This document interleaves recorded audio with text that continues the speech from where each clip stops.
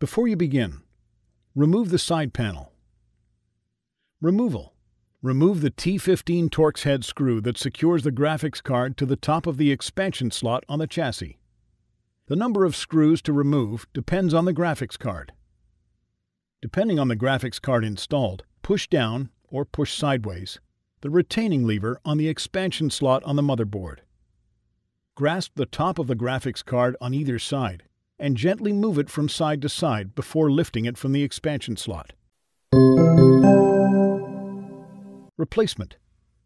Grasp the top of the graphics card on either side and align the golden fingers with the expansion slot on the motherboard.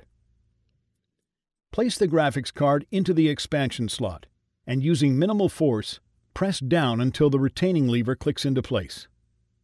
Replace the T15 Torx head screw that secures the graphics card to the top of the expansion slot on the chassis.